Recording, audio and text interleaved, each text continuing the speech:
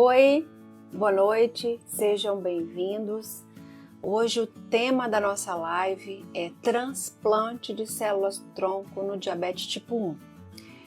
E a gente vai ter como convidado o Humberto, que tem um perfil chamado Humberto Diet.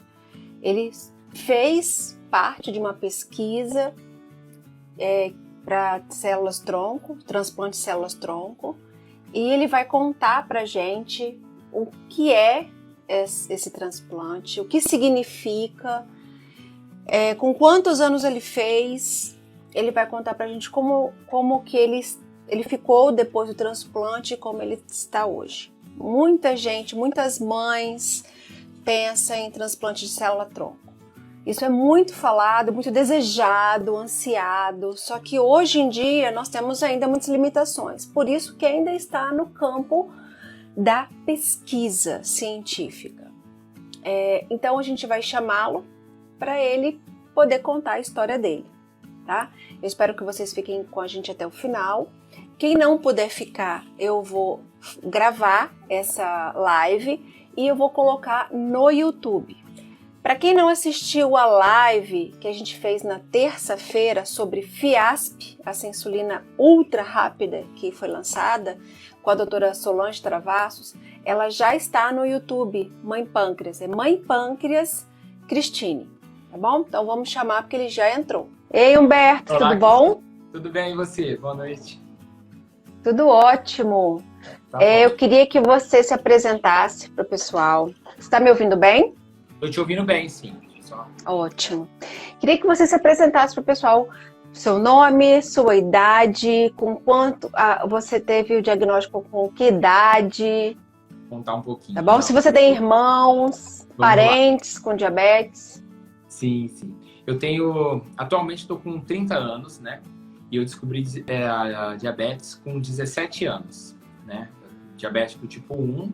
E no caso, eu sou uma família são 5 pessoas, né? Meu pai, minha mãe, e eu tenho 2 irmãos. Uma irmã mais velha e meu irmão mais novo. Eu sou o filho do meio, no caso. Até então, nenhum caso na família, nem de diabetes tipo 1, nem tipo 2. Então, na época, foi uma novidade para todo mundo, né? Eu tive diabetes há 13 anos atrás, eu tinha 17 anos, né?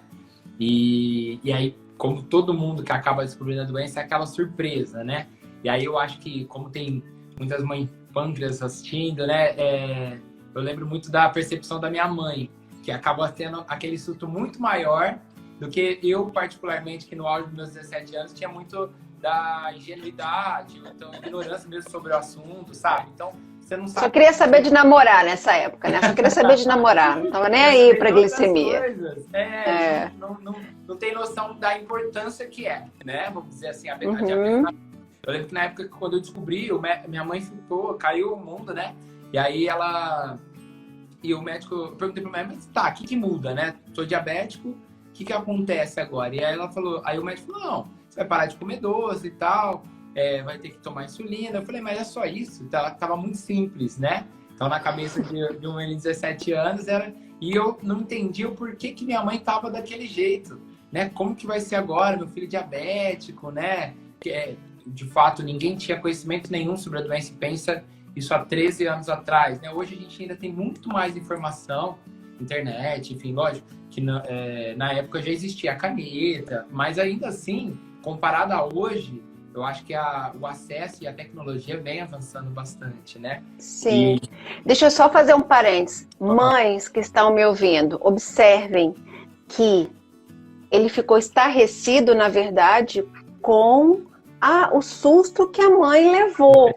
Então, é uma coisa que eu sempre falo. É claro que todo mundo vai tomar susto, é óbvio. Mas o filho vai ver o diabetes conforme os olhos da mãe. Então, passado o susto, procurem ajuda, porque senão o filho depois pode ficar assustado também. Fecha parênteses, Humberto, pode continuar. Não, perfeito. É importante você fazer esses comentários, né? Porque eu acredito que, assim, lógico que ninguém faz isso de propósito, mas é muito importante também ter, e aí eu vou até comentar depois a postura dos meus pais com relação a isso, né? Então, logo que eu descobri, surpresa para todo mundo. E logo a gente ficou sabendo de uma pesquisa pioneira aqui em Ribeirão sobre transplante de célula-tronco. Você é de Ribeirão Preto? Isso, eu sou de Ribeirão Preto. E a pesquisa era na sua cidade, então? Exatamente. Então, era isso que eu ia falar. Só contextualizando, é uma pesquisa que pioneira, nasceu aqui por coincidência, tá? Porque essa pesquisa é feita em qualquer pessoa do Brasil, só que aqui em Ribeirão, né? Nasceu aqui, é feita aqui no HC. E aí, na época, eu tive acesso tive conhecimento a essa informação, né? De que existia a pesquisa aqui. Inclusive, foi uma revista que o médico lá de dentro do HC mandou para os meus pais, um conhecido deles, não é da área endócrina, mas mandou para eles, falando sobre a pesquisa, né? Até então tinham sido 14 pessoas só a fazer essa pesquisa no mundo, né? Na época. E aí eu li de cabo a rabo, e era uma pesquisa, era uma revista para médicos, né? Então, apesar de usar alguns termos técnicos, dava para ver de todos os riscos e tudo mais, né? E eu quis fazer. Eu lembro que na época... E nisso você tinha quantos anos? 17 anos. O que acontece? Logo que você descobriu o diabetes, então? Coisa de dias. Eu não tinha nem assimilado ainda a diabetes, do que era. Já tava sabendo dessa pesquisa e aí já tinha que tomar uma decisão. Por quê? Isso acontece até hoje, tá? Eu vou falar um pouco mais depois sobre a pesquisa, mas a pesquisa ela era feita, ela deveria ser feita até 6 semanas de descoberta do diabetes. Então, vamos dizer, eu já tinha 1 semana de diabetes, estava indo para a segunda, eu já tinha que decidir para começar todo o preparo para entrar no transplante. Então, eu não sabia nem como é que ia ser minha vida ainda com insulina, com contagem de carboidrato, enfim, com todas as mudanças que tem, né? Eu não sabia nem como é que ia ser, mas já estava querendo participar dessa pesquisa, né? Que existia um risco de falar sobre isso.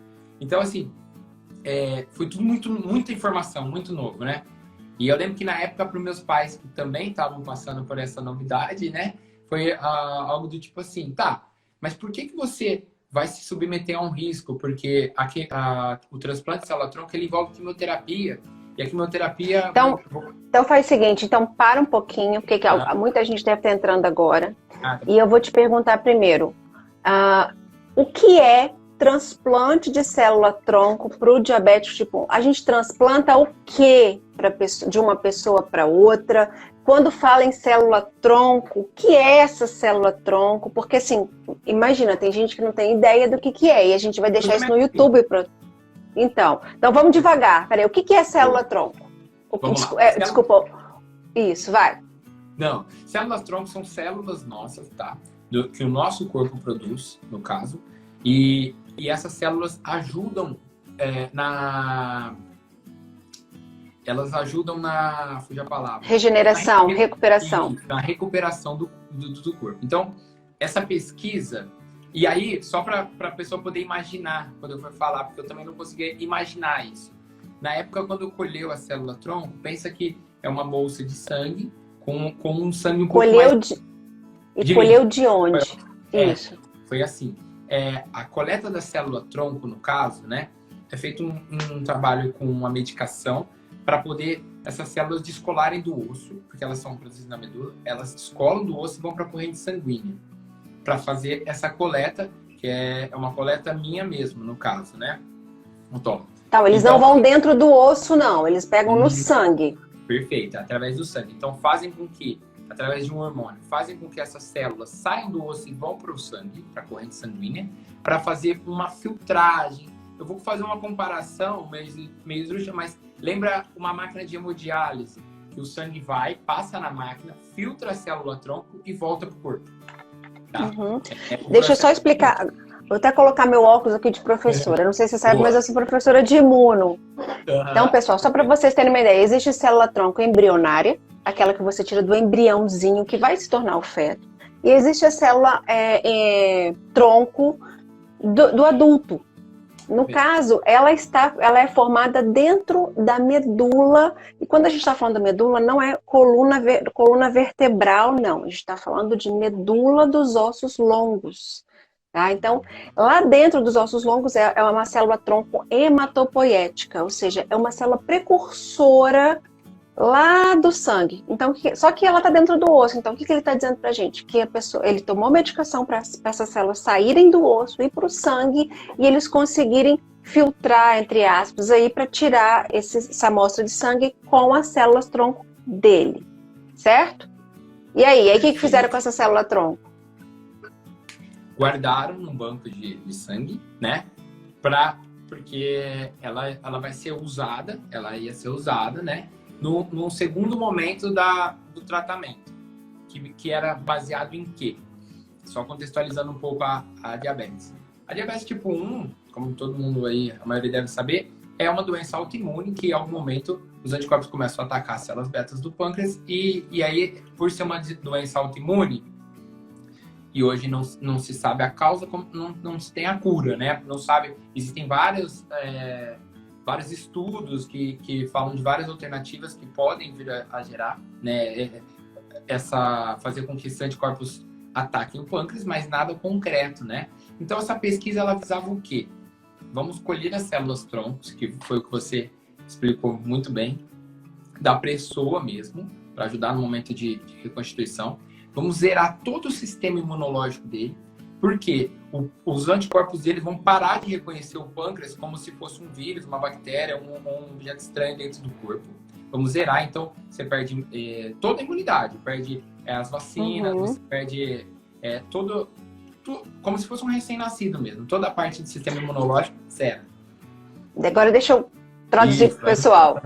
Pessoal, olha, é o seguinte, algumas pessoas pensam assim, por que não pega então a célula tronco e coloca lá dentro do pâncreas, lá dentro da ilhota, para ela conseguir se multiplicar e se transformar na célula beta? Poderia? Poderia. Só que na hora que ela se transformasse numa nova célula beta, essa seria uma célula beta do Humberto e ela teria as substâncias características que estimularam o início do desenvolvimento do diabetes tipo 1.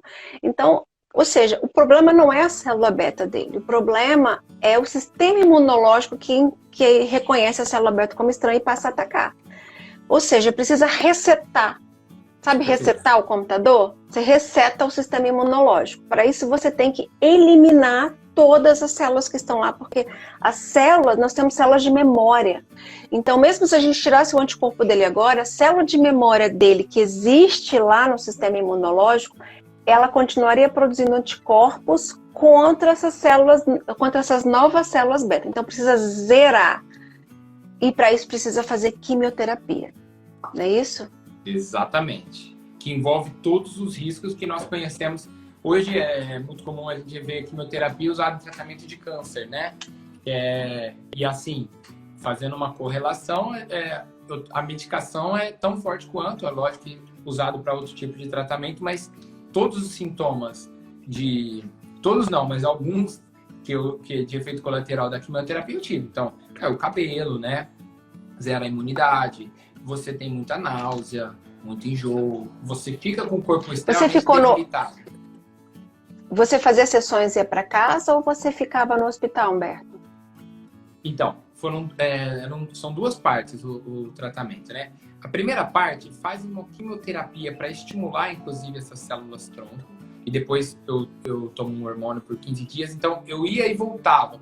Durante 3 dias eu fui e voltei para fazer essas sessões de quimioterapia, tá?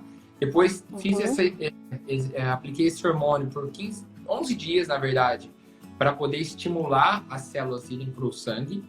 Feita a coleta, né, nesse momento em que, de fato, isso também não é fácil, porque só a gente pensar, as células saem do osso, como você falou muito bem, da medula do sangue. Só que na noite anterior da coleta é uma dor insuportável, porque no pulsar do sangue, parece que você sente cada pulsação do sangue, o corpo batendo. Então, dói, chega a doer. É uma noite que você não dorme, né? E aí você já fez a quimioterapia, então você está com o corpo mais debilitado e faz a coleta. Aí vai para uma sessão de isolamento. Eu brinco que o isolamento que eu estou vivendo hoje, eu já vivi há 13 anos atrás, né? Porque eu fico 5 dias direto fazendo quimioterapia internado numa sala onde eu só posso ter meu pai ou minha mãe como acompanhantes. Mais visita de ninguém, né? Porque vai zerar minha imunidade. Então aí, feita essa internação, que eu vou começar a fazer minha quimioterapia por 5 dias direto intensivo, para zerar de fato todo o sistema imunológico, eu fico aproximadamente 20 dias internado. E aí, sem de fato sair do hospital. Porque aí tem que ter todo aquele controle de higiene, de alimentação e tudo mais, para poder preservar a pessoa, porque qualquer gripezinha pode virar óbito, né? Inclusive, é importante falar isso porque eu tive que assinar um termo, meus pais, inclusive, porque eu era menor de idade e eles tiveram que assinar, como se fosse uma bula mesmo, que falava tudo e mais um pouco de ruim que poderia acontecer. Inclusive, eu já ouvi falar que, na verdade, eles falam de tudo que é para realmente você desistir. Quase. Né? Que é para você, assim, desistir. Porque eu brinco que é como se fosse... É um risco, né? É muito risco e eles têm que colocar, de fato, e até por escrito, de tudo. E a todo momento, todo mundo deixa claro que, assim, ó, tem tudo isso de risco, inclusive de vida, de morte, né?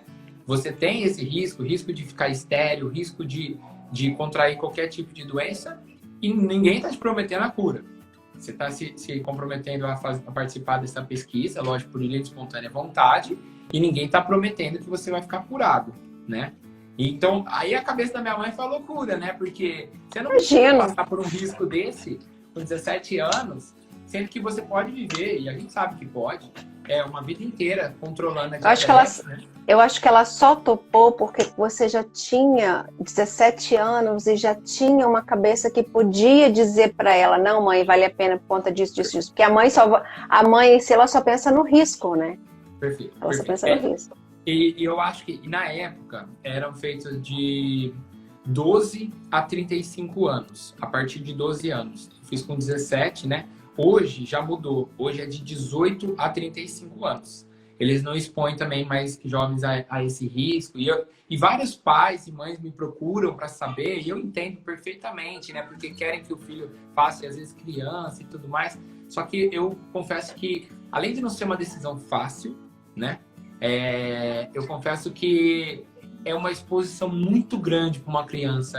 Eu não sei até que ponto vale a pena nesse sentido, né? Adriana Flauzina é sua mãe? É minha mãe. Ela tá falando aí. Ela falou, ele quis e eu apoiei. Então, assim, eu imagino que ela apoiou porque realmente você queria. Se você fosse um pequenininho, ela ia ter que tomar isso sozinha. Aí a grande chance dela não ter tido coragem, né? Exato. E a gente teve uma conversa bem franca nesse sentido, né? No sentido assim, ela falou, eu acho que não tem necessidade de se expor a tanto.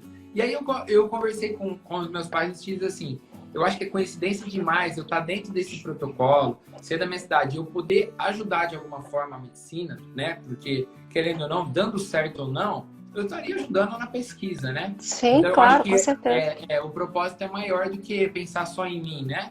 Então, eu estava com essa coragem, essa confiança, e eu passei para eles. E aí, a partir desse momento que eu falei que eu estava decidido que eu queria, e foi bem o que você falou, já tinha uma idade também com um certo discernimento, né?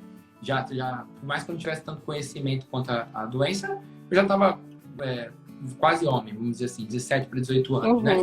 Então, eu falei que eu queria e eles me apoiaram. Aí foi do começo ao fim, com todo o apoio deles, né?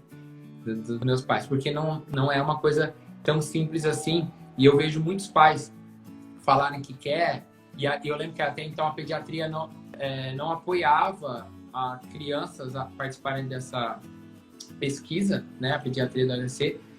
E eu acho que é muito por conta do nível de... É meio devastadora a quimioterapia, né? E tudo mais. O nível de exposição é muito grande.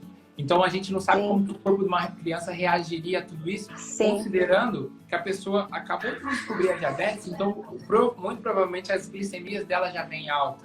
Então, vem num momento não muito estável, né? Isso. Estão me perguntando se eu teria... E aí, Cris, você faria? Então, a Lívia abriu o diagnóstico com 13 meses. Na época eu não poderia, né? De qualquer forma, eu não poderia. Mas eu dou aula no curso de medicina, então eu tenho muitos amigos médicos, amigos geneticistas, inclusive, que disseram para mim, Cristine, tem pesquisa, faz transplante de célula-tronco, não sei o quê.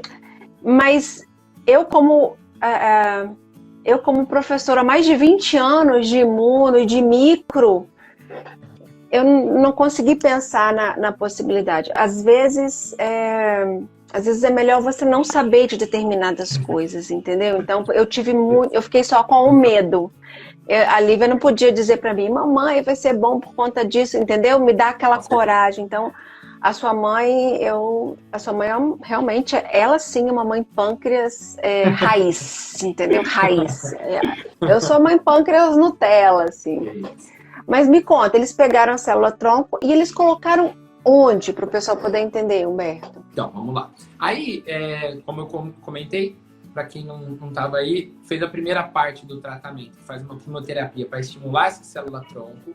A célula-tronco ela é produzida na medula, vamos falar de um português, falar dentro do osso, e aí do osso ele vai para o sangue, né? E como você explicou, e aí eles fazem a coleta e guardam numa bolsa.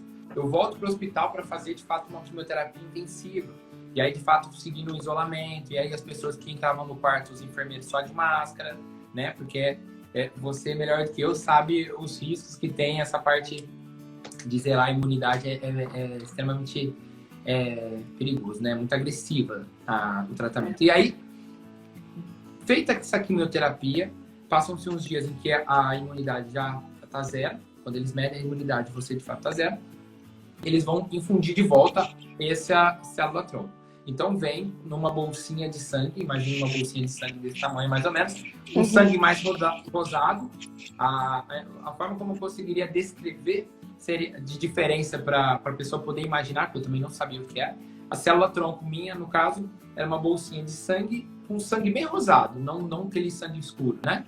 E aí eu ficava a todo momento por um catéter aqui, porque quimioterapia é uma medicação muito forte, que as veias, se ficar pegando, acaba machucando, enfim, né? E aí, como a todo momento você fica sob análise, coleta de sangue, vendo como é que estão as coisas, é colocado um catéter aqui, que já vai direto, e aí você tem necessidade de ficar pegando por toda hora.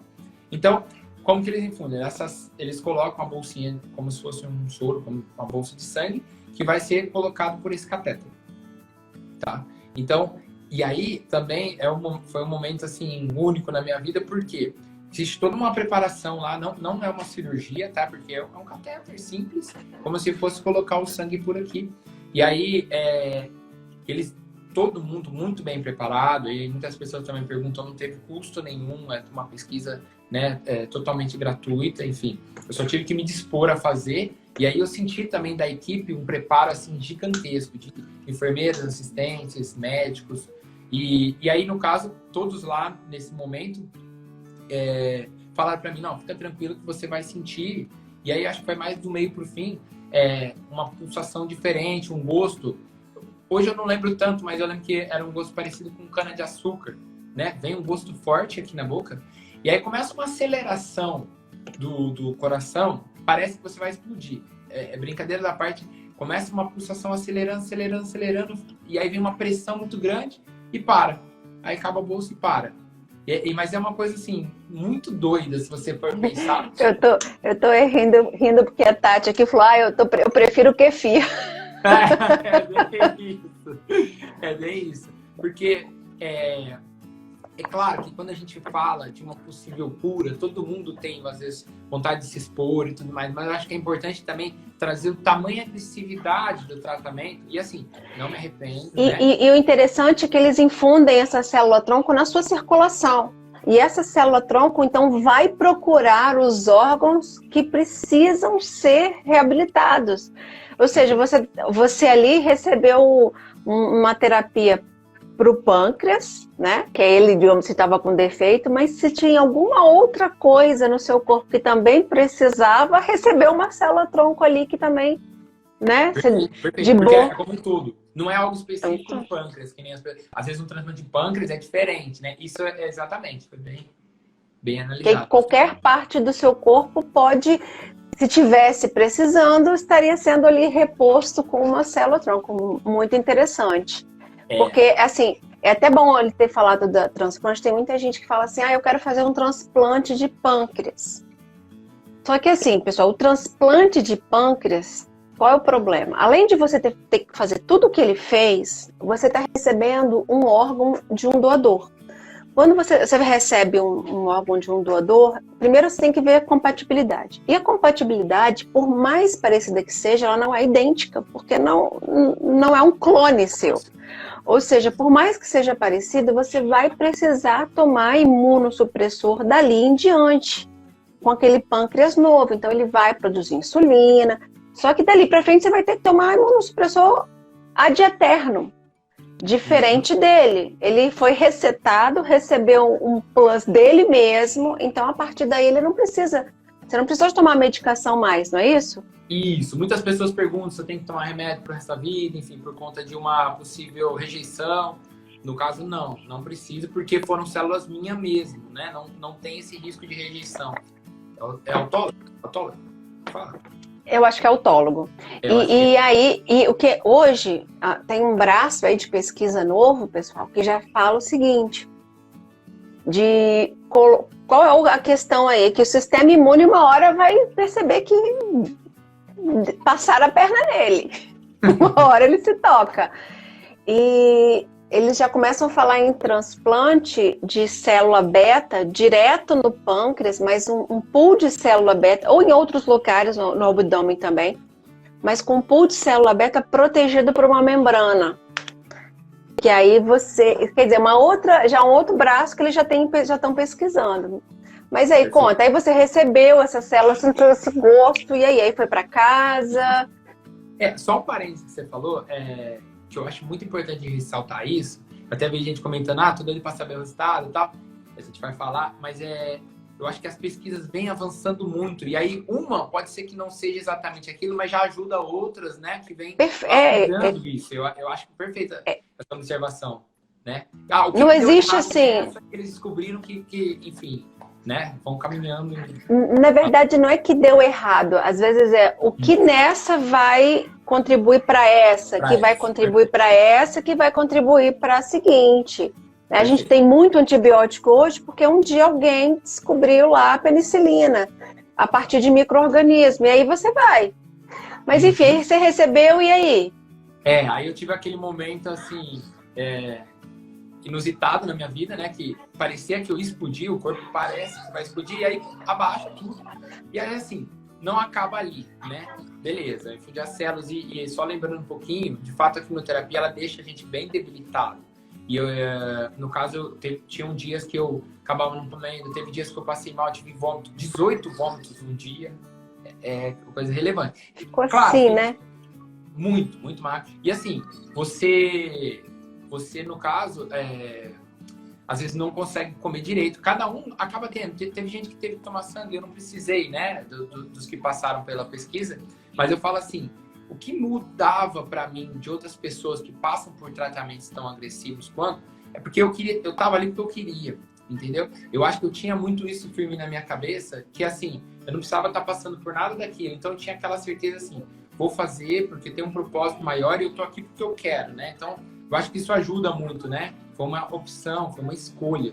Então, isso vinha firme à cabeça, mesmo nesses momentos de baixa, né? Que tem, porque o corpo fica bem ruim. Eu pensava isso, né? E meus pais, assim, sempre ajudando ali. Minha família, eu tenho 2 irmãos, como eu comentei.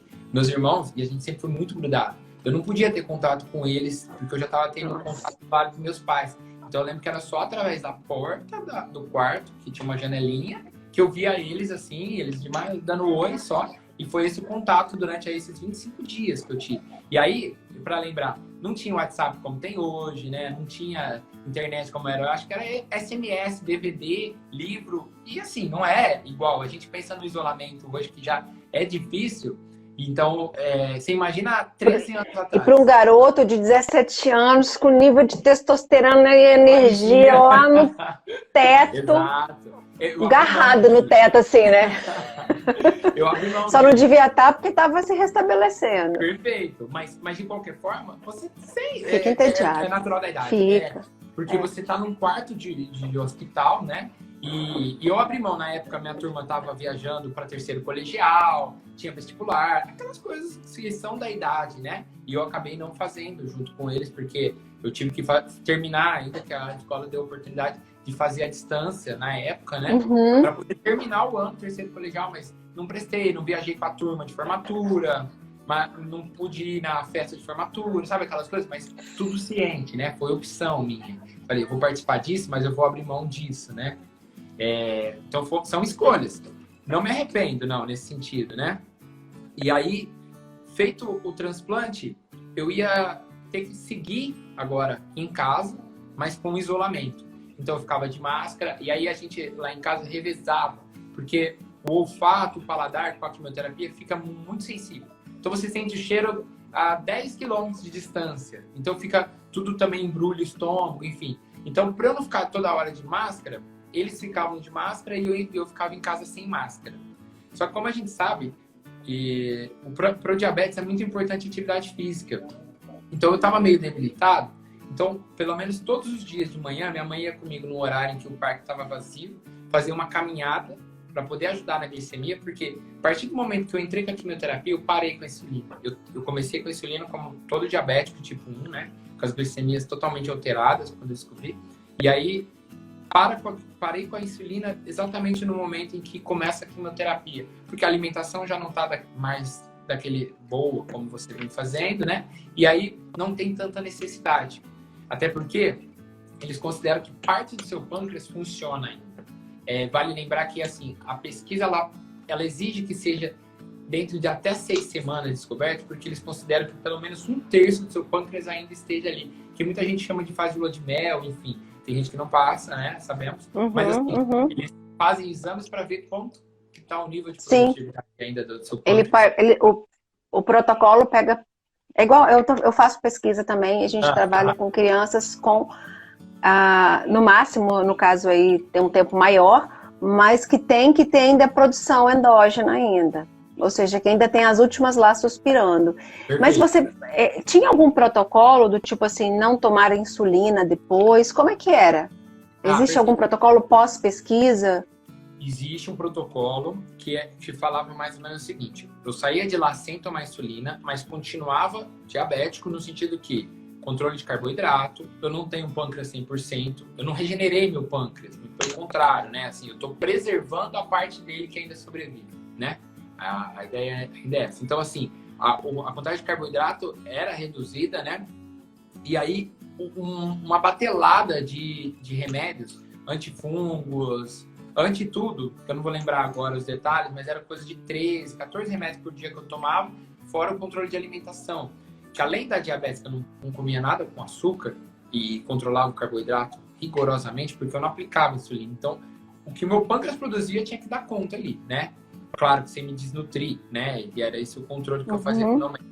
Mas assim, não podia comer nada cru. Então, para mim, hoje, falando assim, pós esses 100 dias que eu tava com a imunidade muito baixa, tive que voltar a tomar todas as vacinas e tudo mais, eu tinha uma dificuldade, porque eu tinha que fazer atividade física, estando ainda meio fragilizado por estar com uma alimentação ruim, por efeitos da quimioterapia. Aí tinha também, não podia comer salada, que sempre me ajudou muito, porque é comida crua, e aí você corre riscos, porque a imunidade está zerada ainda. Então, tinham vários fatores. Aí eu não, às vezes comer sopa, né, que era cozida, enfim, não tinha isso. Só que também tinha que ser tudo, não podia ter muito carboidrato, né? Então, assim... Aquela sopa de legumes, de vegetais assim, né? Bem... Exato, não podia ser uma batata. Bastante aquele repolhozinho, aquele lavagem, aquele couve-flor, aquela coisa bem light. Legal, exatamente. Então, o protocolo a princípio era esse. Aí, assim, o que acontecia? Eu fazia o monitoramento da glicose pelo menos 3 vezes no dia, pelo menos, para ver se estava tudo bem. Claro que se estivesse destoando, eu teria que medir mais vezes, né? Até então só tinha fitinha, não tinha Libre, né? E outros métodos. Então eu fazia esse acompanhamento. E aí, em contato direto com o endócrino, e aí foi espaçando, né? Então, por exemplo, com uma semana eu voltava no hospital para fazer exames, depois 15 dias, um mês. Hoje, inclusive, eu continuo fazendo o acompanhamento de 6 em 6 meses. Ou seja, 2 vezes no ano eu vou lá fazer o acompanhamento da pesquisa, tá? Porque com o endócrino eu tenho contato assim direto. Aí é um contato como qualquer outro diabético. Resumindo, eu acabei ali a pesquisa, fui para casa, tive essa fase de volta, né? E aí não podia ir em locais públicos, poucas pessoas, não podia aglomeração, só de máscara, inclusive, né? Parecido com o que a gente vive hoje, né? Os cuidados com relação a essa questão de imunidade. E aos poucos foi voltando. Só que sempre tendo esse cuidado, assim, essa rigorosidade com relação à glicemia e à contagem de carboidrato. Por exemplo, teve um transplantado que eu fiquei sabendo até recentemente.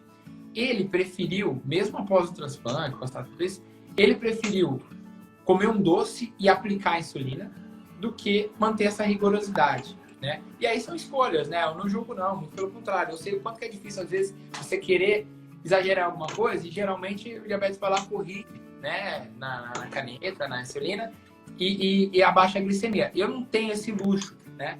Se eu tenho que controlar na atividade, meus remédios eram atividade física e controle de alimentação.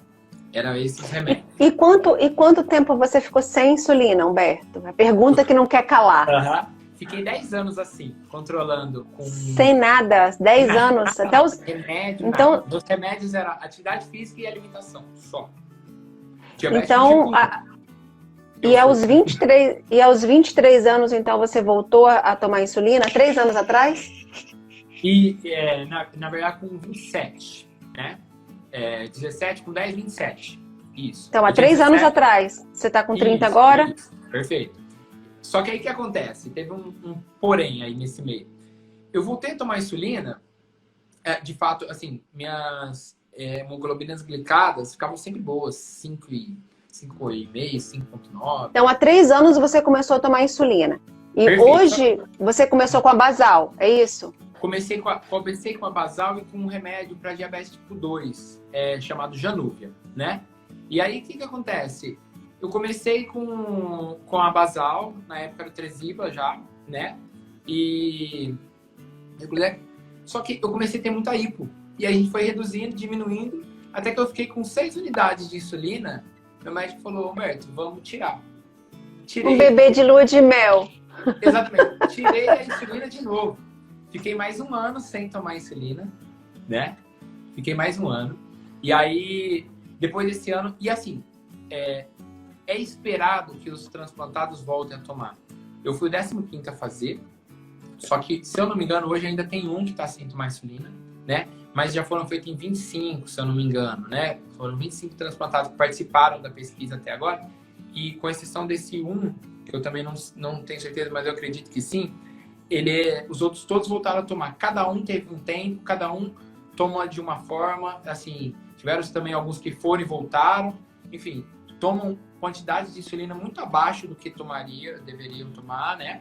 Mas deixa eu só responder assim, pode. Perguntaram, por que você voltou a tomar? É porque a glicemia alterou um pouco, aí ele voltou a tomar insulina, certo? Foi isso? Isso, perfeito. E aí aí diminuindo a necessidade, você foi tirando. Essa monitoramento. Monitorização esse monitoramento que eu sempre foi constante, eu sempre tive que fazer. E aí confesso que quando eu vi que a glicemia estava alta, porque eu estava relaxando, porque é aquela coisa, né, na fitinha.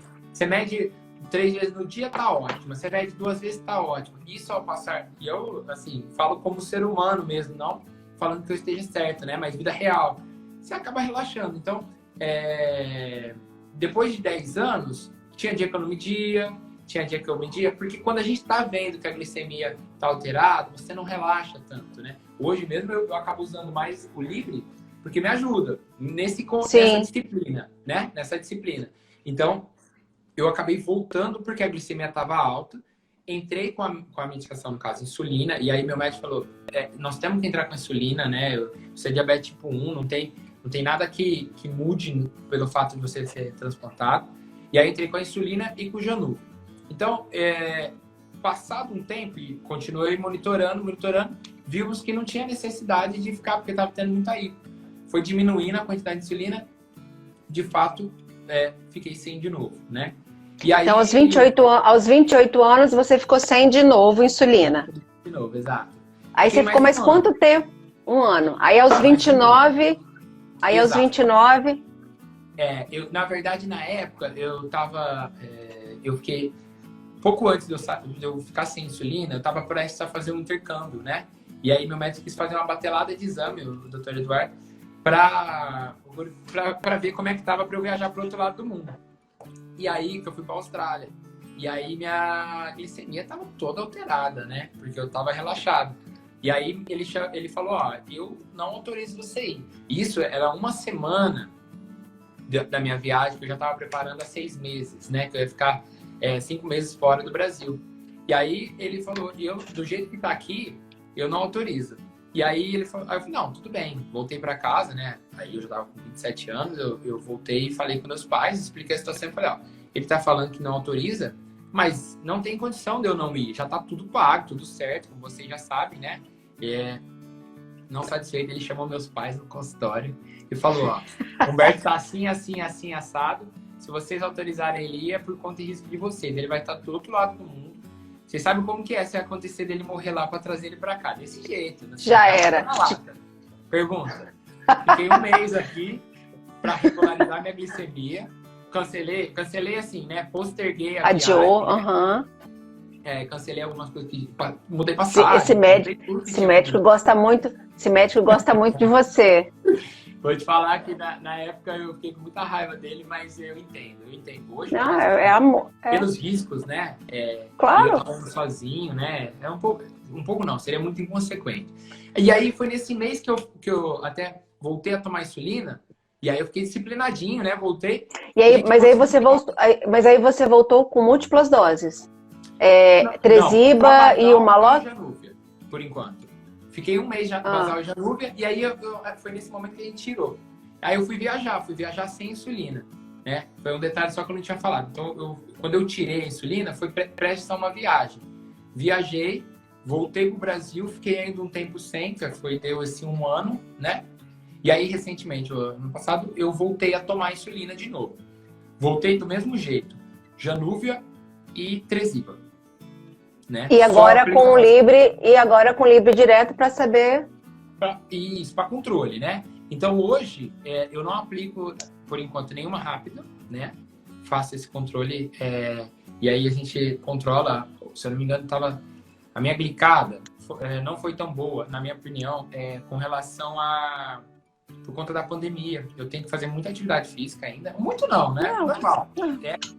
Mas aí não é só exercício físico. Exercício físico, emocional, ansiedade. Aí é um ponto fora da curva. E aí a última vez que eu fiz, que já estava 3 meses em isolamento em casa, e é o que você falou. Ansiedade, alimentação, atividade física, N variáveis, que eu falei, deu 6,4. E eu acho que estava melhor, inclusive, a minha glicada antes, né?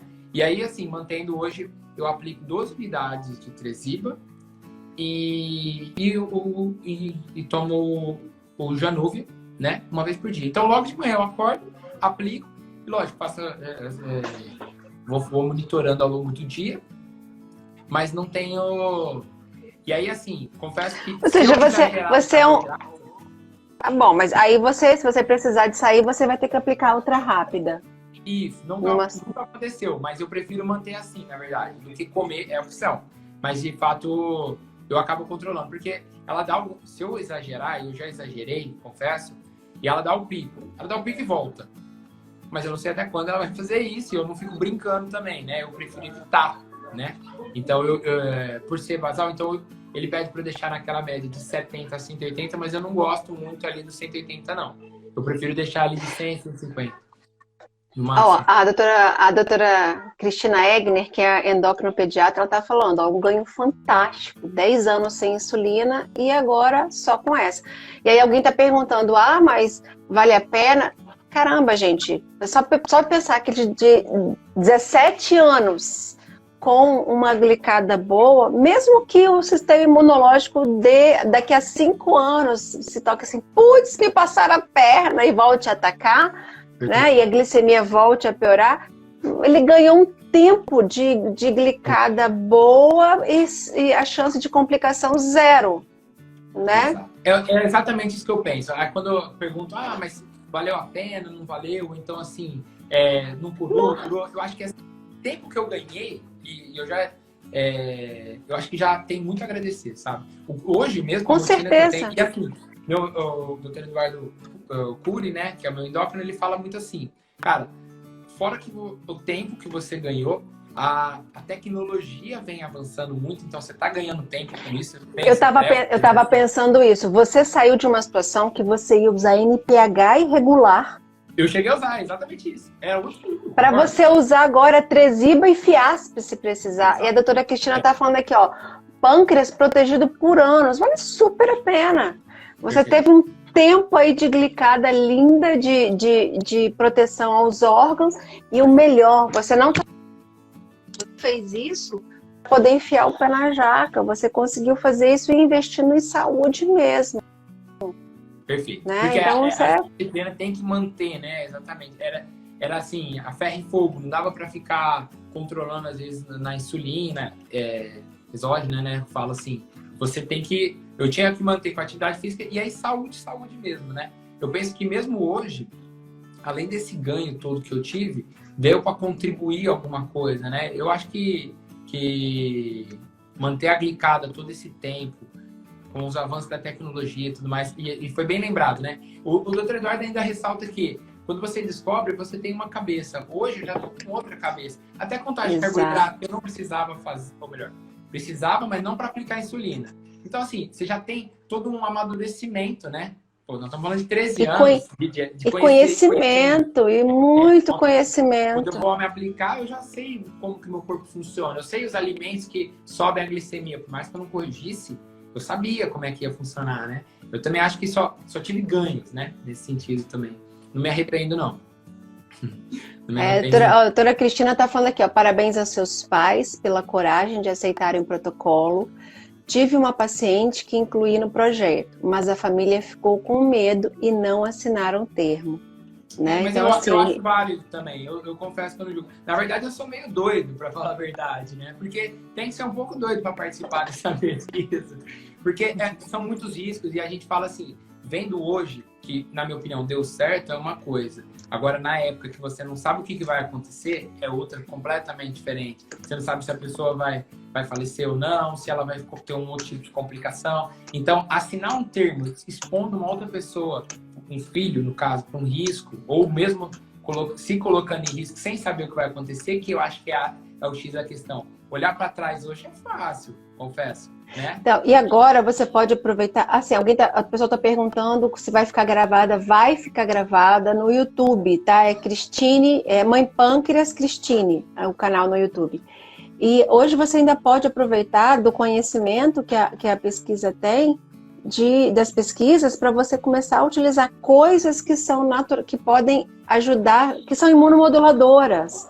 Né? Então, por exemplo, tem alguns médicos que fazem protocolos com vitamina D, com probióticos. A nossa pesquisa mesmo, ela trabalha com probióticos, já tem muita pesquisa indicando que probiótico é imunomodulador e pode ter algum efeito benéfico aí tipo assim, nessa volta do seu sistema imunológico, acordar e me der uma volta, deixar ele dormindo mais um tempinho. Então, você pode utilizar estudar, aproveitar que tem muita coisa. Quer dizer, você ganhou assim, um reinício, né? De novo. Eu não quis olhar, eu estava super ansiosa porque eu não quis olhar a sua história, porque eu queria ver o final. Eu achei que você ia chegar aqui e ia me dizer que estava com múltiplas doses. E assim, eu estou encantada. E eu estou... Que seja a partir de semana que vem, Humberto. Você está com 30 anos, isso foi aos 17, então assim, foi um ganho realmente incrível. Então aqui está todo mundo, vou sair fazendo.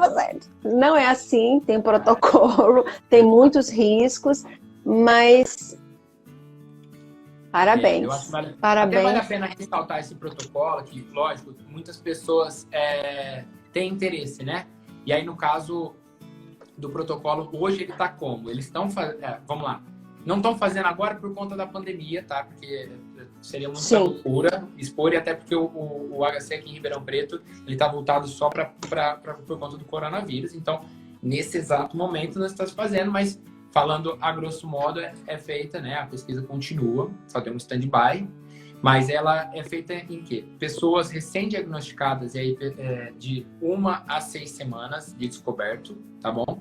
E aí entre 18 e 35 anos.